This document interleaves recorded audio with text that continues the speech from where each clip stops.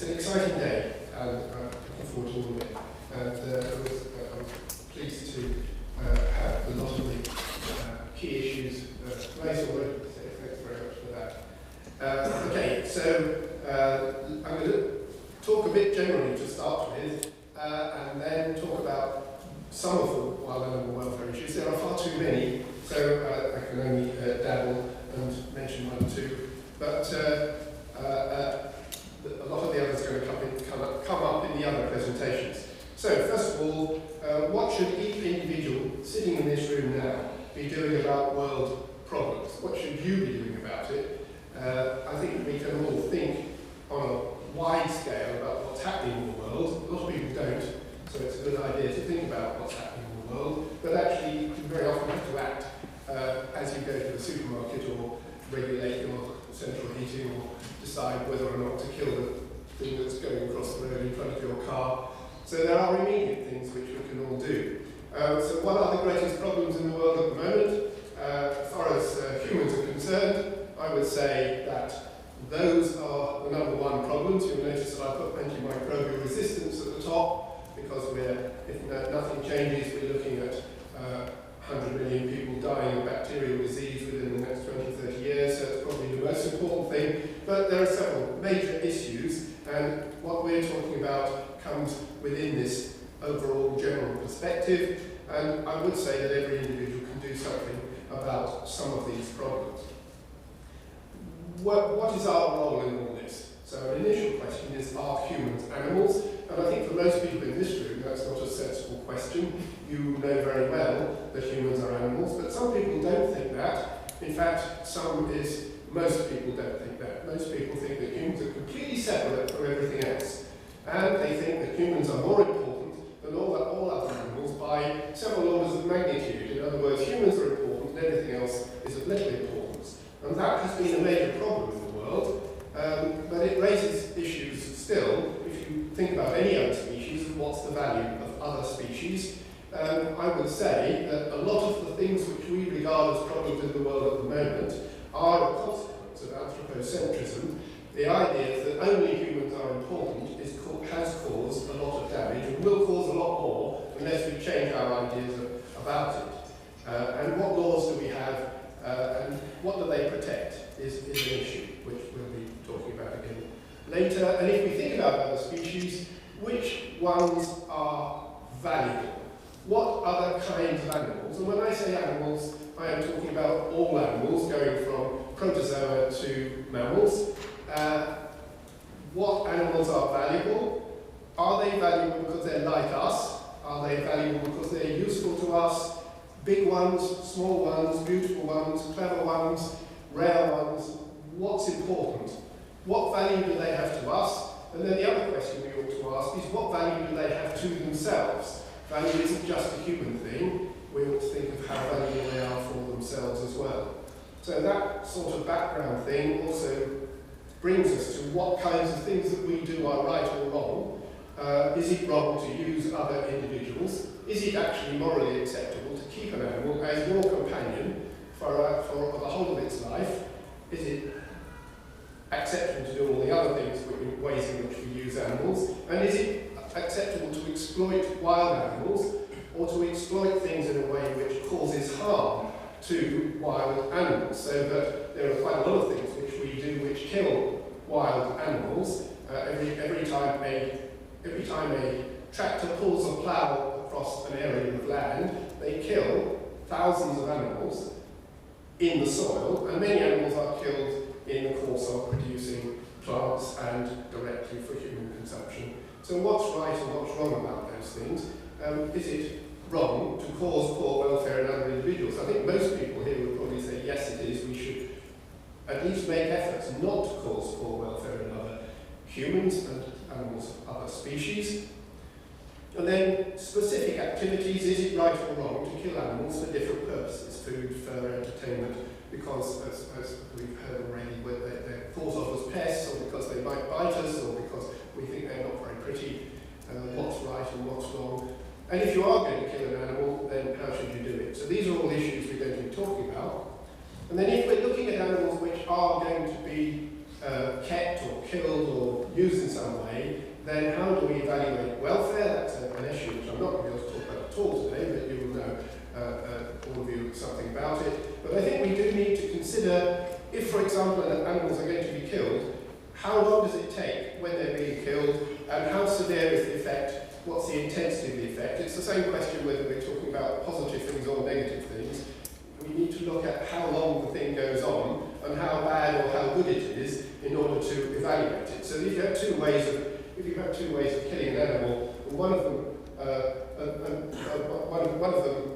is a high intensity, high severity thing throughout the time, and another one is only right at the very end for a few seconds, and they come to the same conclusion, but they're different from one another in terms of the effect, in terms of the magnitude of poor welfare.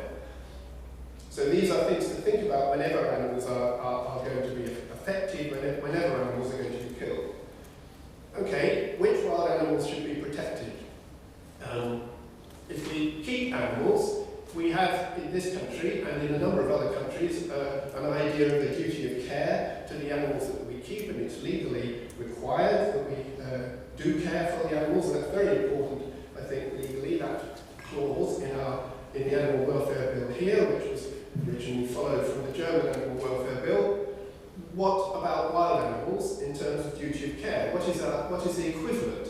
I don't think we have a responsibility, my personal opinion is I don't think we have a responsibility for every wild animal, so I don't think we should be, for example, treating disease in all wild animals, but I think that we still have some duty of care to animals with which we interact anyway. But different people will have different views on that. What are our responsibilities, and for which animals do we have responsibility? Are sentient animals different from non-sentient animals? And most people would say yes, but I think we do have responsibility for all animals, but obviously if it's an animal which doesn't have a pain system, then we don't need to use analgesics, shall we say. So what's sentience? Sentience means having the capacity, having the awareness and cognitive ability necessary in order to have feelings. And so which animals have that? I'm going to say a little bit about that, about sentience. And so Pete mentioned that sentience is an issue that we are concerned about. And so what abilities are needed in order to have that capacity? These are some of the things that individuals need to be able to do in order to have that capacity, to have the capability of having feelings. And so these are things which are happening in the brain and systems in the brain and body of humans, of other species. But sentience, then we usually say this is a sentient species and this is not. We don't talk about, there are degrees of ability, but we say it's sentient or it's not sentient. So which animals are sentient? Well, the first question is which people are sentient. Not all people are sentient, that's very obvious when you think about it. So you start with a zygote, which is going to be a person, it's a sperm and an egg fused. It develops as cells, and at a certain point in development it becomes a sentient being. So we aren't sentient beings from the beginning, but at a certain stage in development we become sentient beings. The same applies to other species. And then if there is a level of brain damage in which the individual is no longer able to do the things that I just put in the definition of sentience, so there are people whose brains are damaged to the point that they're no longer sentient. So not all humans are sentient, not all animals of other species are sentient. Ones which become sentient may not always be sentient. There's been a great deal of recent research on cognitive ability and feelings in non-human animals. And this is, to me, a very exciting area. I've been involved in a little bit of it, and several people in this room have also. So what do we know about it? Well, I'll just mention a few of the things which have had, I think, a bit of influence on changing people's ideas. So one of them is work on the crow family. This is the work done by Nicky Clayton and Tony Dickinson and Nathan Emery in the psychology department in Cambridge, and with similar work being done by quite a lot of other people now. So we have things like jays hide cache food, find it again later. If they hide a peanut, they may leave it for a very long time before coming back. They do generally come back, they remember where they put things, they come back for it. But if they hide a mealworm, then they only come back within 2 days. In other words, they have a concept of time that this is something which is not going to be any good after a couple of days, and so they don't return after 2 days. And then sometimes a a jay is hiding something and it sees that another jay is watching it, they hide something, and then they come back very soon afterwards and move it somewhere else because they've observed that the other individual is watching, and they are predicting that in the future that individual may come and steal it, so they move it somewhere else. This has been done. This is done by some other species as well as jays, but it was demonstrated very clearly by work on jays. Here's another one. This is numbers. Can animals count? Well, we know now that quite a lot of animals can count. The most recent paper on this is with ants, showing that ants can count and add things together. This is Olga Smirnova's work with crows. The crows were trained to respond to the number of dots on an object from 1 to 8. They could discriminate this, so you show them something and you could match it to the next thing. And they were able to do that very easily. And then she also showed that the numerals, the Arabic numerals that we use, and they were able to translate the number of dots to the number 2 or number 6. They could do that very easily. And if she showed them 2 dots and 5 dots, they had to give the answer 7 dots, they were able to do that. If you showed them the number 2 and the number 5, they would get the number 7, and they could do that. So they can do addition up to 8, so that's an ability which is impressive to some people. And there's been quite a lot of work looking at similar things with fish. I'm just giving a few examples, but I've chosen fish because people often think that fish don't have much ability. So this is a cleaner wrasse on a coral reef. They clean parasites from bigger fish. They sit in a place on the reef. They go back to the same place each day, and big fish come in order to get cleaned, get their parasites taken off them. The big fish remain in the queue until they get the parasites removed by the cleaner fish. And sometimes a new individual comes in who doesn't know the rules, and the cleaner fish then has a decision. Here's a new individual, an ephemeral food source. Do I clean them first, because the cleaner fish wants the parasites off them? Do I clean them first, or do I clean the reliable, predictable ones which are waiting in the queue? It's better to go for the ephemeral one first, and then go back to the queue, because you get more of your resources by doing that. And so the cleaner fish learn to do this.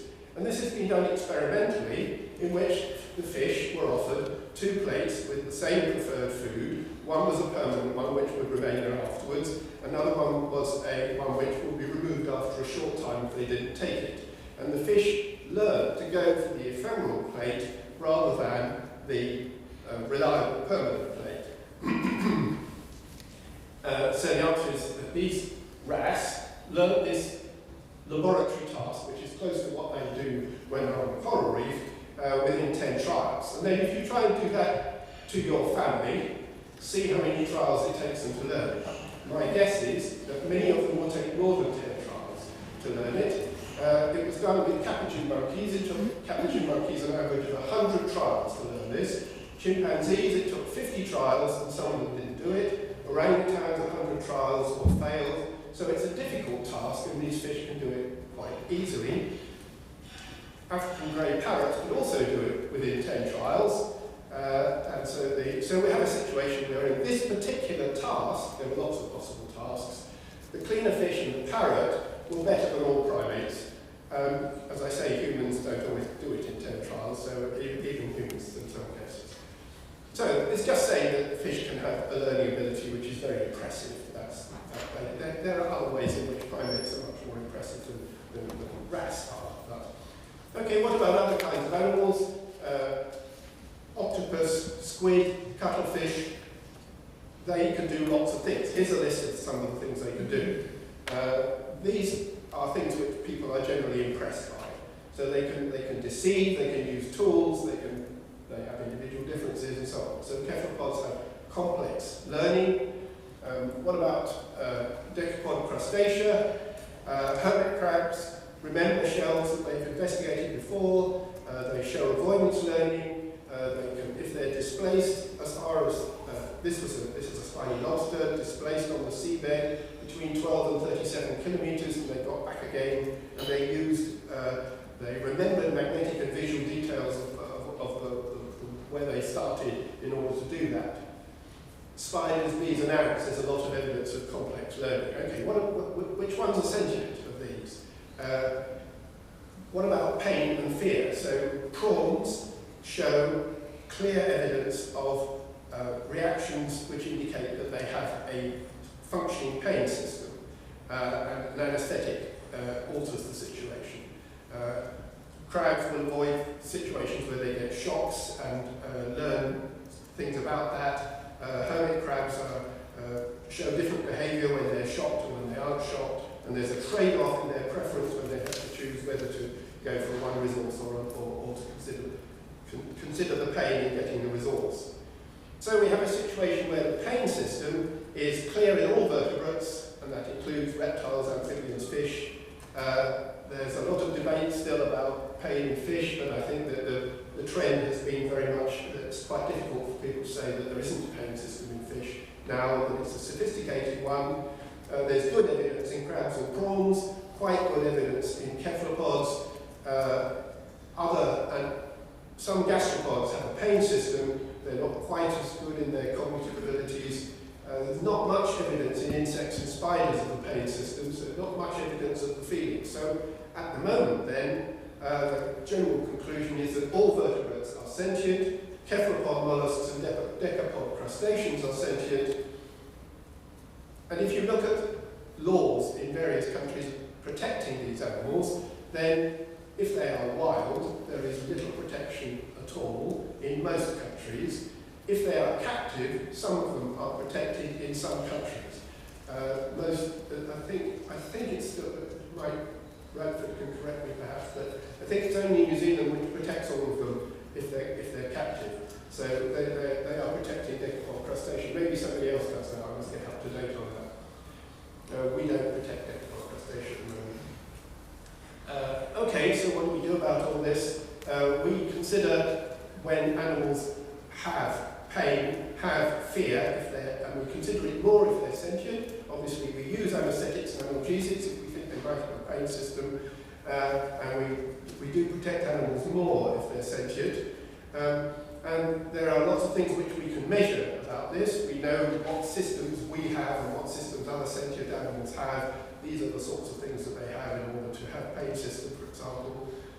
And so what I'm now going to do is just consider a few examples of problem situations with wild animals, a few words about hunting, shooting, poisons and fishing, and then say a bit about whaling, sealskins and badgers. And so I'm going to talk about what's humane, and the term humane means treatment of animals in such a way that their welfare is good to a certain high degree. So humane is a thing where there's a cut-off. Is it humane, this procedure, or is it not humane? I think we shouldn't talk about degree. We should talk about degree of welfare, but not whether it's humane. It's best to say it's either humane or it isn't. So humane killing is a procedure that doesn't cause poor welfare. And so what do we know about it? Well, I was involved with the study which was done on hunting deer with dogs. Our involvement was only to do some of the assays. But hunting deer with dogs causes extreme fear and pain with physiological and behavioural evidence. With the data which came out of that work done by Bates and Bradshaw showed the highest level of glucocorticoid production by a deer, and it was in fact being compared with data which Pete obtained by other routes to show that those levels were higher than the levels that he had found with some pretty strongly negative things being done to deer. So we have a link to today, thank you, Pete. Okay, shooting. What do we say about shooting? I'm going to come back to it, but shooting can kill an animal instantaneously, so that is humane. There is no poor welfare in the animal. It is alive, and then it is unconscious and dead instantaneously. That's not a welfare issue. But if you have people who are not very good at shooting, then the animal might be injured and take a long time to die. So that's a major problem then. And that's because people are not very good at shooting. And so should we allow people to go shooting who are not very good at shooting? I would say no, we shouldn't. There should be legal requirements on anybody who wants to shoot. We don't have that. And that also applies to other methods of killing animals. So amateurs are a problem. Shooting at night is a problem. If you have to kill the animals at night, you're much less likely to be able to kill them so that it's humane, they die instantaneously. Shooting from boats is a problem. If the boat is stationary, you may be able to shoot perfectly well. If the boat is moving on the sea, trapping of poisons. This has been, again, an area that I've had some involvement in, the trapping area anyway. And we can measure the effects of traps, we can measure the effects of poisons. The commonest rodenticides have very severe adverse effects on the welfare of animals, and some will take a long time to die, which is the main criterion. So it's a severe effect and it lasts a long time. There are other poisons which kill extremely fast, and so there are ways of killing which don't cause poor welfare. And then fishing, generally speaking, fishing methods all cause some significant welfare problems, and some of them are much worse than others.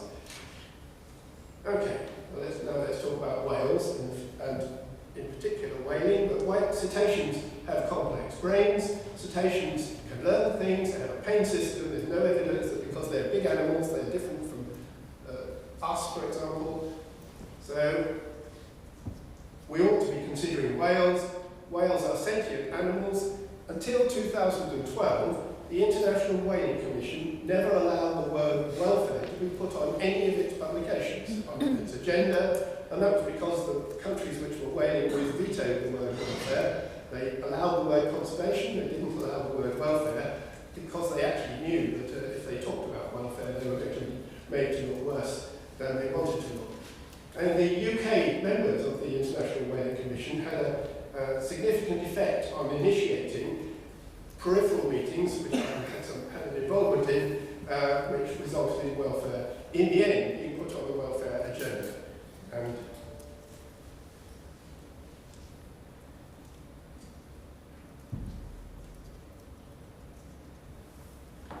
yeah, I'm having difficulty saying.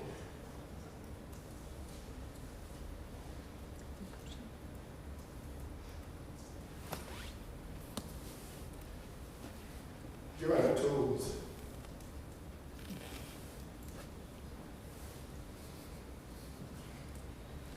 Much involved with this, working for World Animal Protection, who died recently.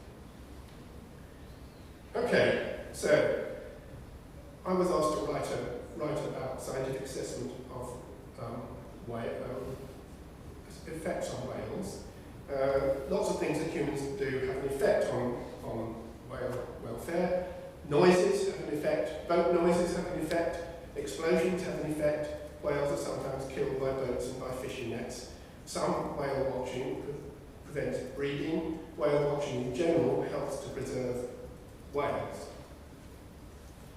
You can survey whales in ways which don't cause major or significant problems for them, but whaling itself does cause major effects on whales. So being chased by a boat when you're a whale, the fear, exhaustion, social disruption, immunosuppression, disease, which results from that alone, is a major factor. Harpoon entry into tissues is going to be very painful. It's very obvious, isn't it? But it's something which has been denied in the past. Explosive harpoons might kill the animal very fast, or they might make a hole in it and it might take a long time to die. And there are some publications on this. So you can consider the delay before unconsciousness, you can consider the extent of the injury to the animal, and then when the harpoon is in the whale, it's being pulled into a boat, that is going to have an effect on the welfare of the whale. And so, again, nobody's measured this directly, but it's very clear that there are going to be major effects on pain and fear in this complex animal. And they're going to be more frightened when they get close to a ship, more disturbed when they get close to a ship, and then after they're pulled on board, there are going to be effects as they are killed. And we have no direct information on that, but it's pretty obvious. And how do you tell when a whale is unconscious or dead? That's not an easy thing to do, as Andy Butterworth and others have emphasised in publications. Okay, so we have also the possibility that the whale escapes after the harpoon's gone into it, and what's the effect of that? We don't know directly, but we do know that whales take a long time for wounds of this kind to heal. So is there a humane and acceptable way of catching whales? The answer is no. And is it likely we'll have one? The answer is no. So whaling is not sustainable in the sense that the general public is not going to accept an activity which results in such very severe effects on the welfare of these animals. And most countries don't allow it. but a few countries do. But luckily, the majority of countries in the world appreciate that they can make much more money out of live whales than out of dead ones. So there are public attitudes to this, and what's the consequence? Well, the consequence of some actions by countries and companies has been that consumers have boycotted goods. So there could be a boycott of Japanese, Norwegian, and Icelandic goods. Okay, now the sealskin story. So the sealskin story is that 40 years ago, the European Union banned the sale of sealskins on the basis that you couldn't kill the seals in a humane way.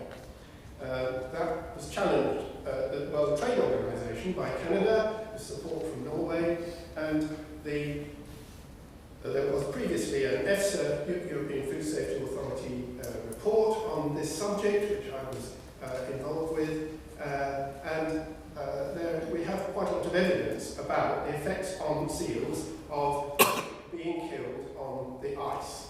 And there's a lot of writing here which you can read fairly quickly, I think, but the general message is that these animals are not treated in the same sort of way as we treat most animals when we're going to kill them. They're not stunned, and they're going to take, in some cases, a long time to die, and the evidence for it is to do with this. So first of all, these seals are animals which are between 12 days and 3 months of age, and they're mainly killed by being clubbed or by being shot from a boat. So sometimes they're hit by a person with a club, and sometimes they're chased across the ice before they're hit. This is where it happens, and most of it is happening where the animals are on floating ice floes.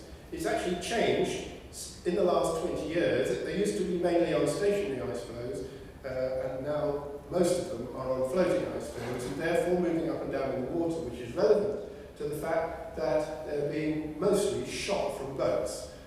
Some are clubbed, but more of them are shot. If you're on a boat moving up and down in the Gulf of St. Lawrence and you're shooting a seal which is on an ice floe which is moving up and down, you might miss. Sometimes they're going to kill humanely. The shot is going to kill them. Sometimes they aren't. So it raises the question of, is there a humane and acceptable method of killing seals? And so these are the sort of things which would have to be there if it's humane. We say stunning is humane, stunning before slaughter of domestic animals. So these are all animals generally, when they're killed, are killed in a humane way. So I think I'm going to have to go a bit faster through this. So the animal ought to be stunned. Hitting it with a club could do that, but it doesn't always do it. Sometimes it just injures it and it's not unconscious. And they're not killed, they are killed eventually by being bled or by the skin being taken off. Sometimes that occurs before they're killed. It shouldn't, but it does sometimes happen. So some seals which have been clubbed or shot will be conscious, and some will be unconscious. And they may be showing coordinated movements, or they may not. They may be conscious but not showing coordinated movements. So how do you tell whether the animal is still functioning, and so the procedure is an acceptable one or not? An animal with its cranium caved in may be conscious. So we have situations then where seals don't have their brain function prevented. There are indicators of consciousness and death which are not easy to apply, and all of this, what I'm saying, is all evidence presented to the World Trade Organization in Geneva. I spent a bit longer saying it to explain it to an audience who didn't know much about it. I think most people here will know it, but it was interesting that the Canadians said, well, all farm animals are killed in ways which cause major problems of welfare, and so part of what we had to say was, what's the difference between killing in a slaughterhouse and killing seals in the way that they're normally killed? So if you use a captive bolt in a mammalian slaughterhouse, then first of all, none of them are hit and then they get away and then take some time to die afterwards. That doesn't happen because you can always stun them again if you have to. And about 0.1% in slaughterhouses seem to have significant welfare problems. That compares with seal parts being clubbed on ice, where it's 40 to 60% that have major welfare problems. And shot in the water, 18%. So in some areas where we don't have enough data. So can you kill seals humanely? Yes, of course you can. In closely controlled conditions on land, you can do it. You could kill a seal which needs to be killed in a zoo in a humane way. Can you kill them humanely when they're in the water or on ice? The answer is, in many cases, no. And it's because many of them are not killed in the way in which people intended to kill them. So people are trying to do it, but they are not able to do it with a large proportion of the animals. Maybe 40% of the animals or more are not killed humanely. So sealing isn't acceptable, and a lot of animals are not killed humanely. The Canadian regulations are not sufficient, is what this is saying. So overall, then, the result of all this was that the EU evidence, scientific evidence and evidence that the public in the EU thought that this was a moral issue, was accepted by the WTO on the grounds of public morality. And that's a very important legal decision, because grounds of public morality could apply to other animal welfare issues. Right, I'll just finish off with a little bit about badgers and TB and what's happening. So, tuberculosis is a major problem. The World Health Organization website says today, or at the moment, I looked at it 3 days ago, it's reckoned that 25% of people in the world are carrying mycobacterial tuberculosis, and so that's one of the reasons I said we're going to get hundreds of millions dying if we don't do something about the antimicrobials, antibiotics. But this is bovine tuberculosis, a disease which can be caught by people, but not many people do catch it, but it's a significant matter. Badgers caught bovine tuberculosis from cattle some long time ago, and the main transmission of bovine tuberculosis to cattle is from other cattle, but badger to cattle transmission can occur. It doesn't occur easily. I can tell you exactly how easily, but I haven't got time. And it can be transmitted by breath, sputum, urine, or feces. But we know that badgers avoid cattle in the fields. That's work we did in the 1980s. Field contacts between badgers and cattle are rare. Most cattle strongly avoid grazing close to badger urine or feces, and so contact is not very likely. We know that it doesn't happen very often, but it can happen. But do sick badgers behave in a different way? Again, recent work by Julian Drew's group suggests that they mostly don't behave in a way which makes it more likely, but we do know that there is sometimes transmission. We know that farmers don't always report TB. Most do, but sometimes they don't, and they may fail to do the tests, the TB testing. 25% of TB cases in cattle are detected at slaughter, and that was a paper by Nigel Gibbons. So we need to better test the TB. There are false negatives on the current test. We have some possibilities to do that. There are some developments, possibilities of a vaccine for badgers. Infection in badgers and in cattle don't match very well. You would think they would match very closely if most transmission occurred from badgers.